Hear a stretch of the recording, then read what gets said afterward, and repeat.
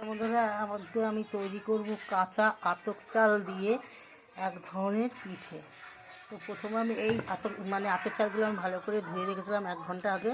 আতপ চালগুলো আমি একটা মেশিন জারে দিয়ে দিচ্ছি। যেই বাটির আতপ চাল ভিজেছিলাম সেই বাটির মাপেই আমি নারকেল কুড়া দিয়ে দিলাম আর সুজি দিয়ে দিলাম। স্বাদ মতন একটু নুন দিয়ে দিলাম।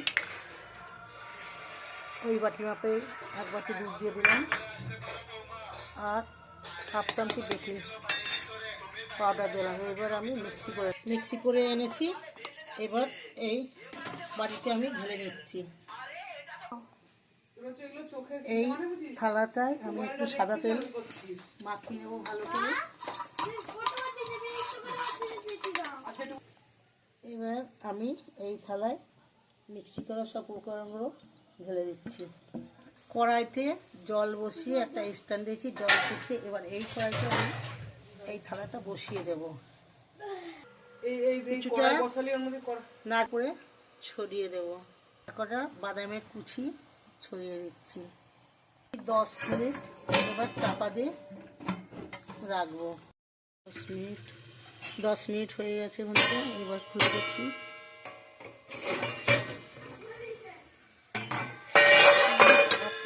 কেমন ফুলেছে দেখুন বন্ধুরা। হয়ে গেছে, গায়ে কিছু লেগে নেই। এবার আমি নামিয়ে নেব। দুধটা আগের থেকে বসিয়ে দিয়েছি। একটা মালাই তৈরি করে নেবো। 3টে পাটানো এলাচ দিয়ে দিলাম আর 3-4 চামচি মতন চিনি দিয়ে দিলাম। এবার নেড়ে চেড়ে ভালো করে মালাই তুলে নেবো জাল করিয়ে। 2 চামচি গুঁড়ো দিয়ে জাল করে ভালো করে মালাই প্রায় তৈরি হয়ে এসছে। দুধটা ঠান্ডা হয়ে গেছে। পিঠেটা এবার কাটবো। আর এদিকে দুধ জ্বালিয়ে ভালো করে মালাই করে নিয়েছি। এবার নামিয়ে নেব। এবার পিঠেটা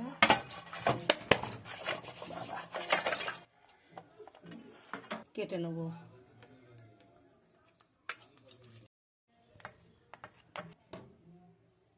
পিঠেগুলো এবার পিস কেটে নিয়েছি। এবার যে মালাইটা তৈরি করেছি এই পিঠের উপর মালাইটা দিয়ে দেবো। পিঠের উপর ছড়িয়ে দেবো।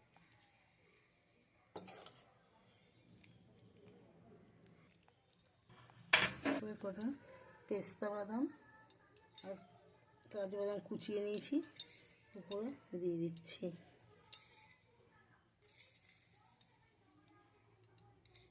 বন্ধুরা, আমার কাঁচা আতপ চাল দিয়ে আমি কি সুন্দর পিঠে বানিয়ে নিলাম। তাড়াতাড়ি আপনারাও চেষ্টা করুন এইভাবে বানিয়ে নিতে।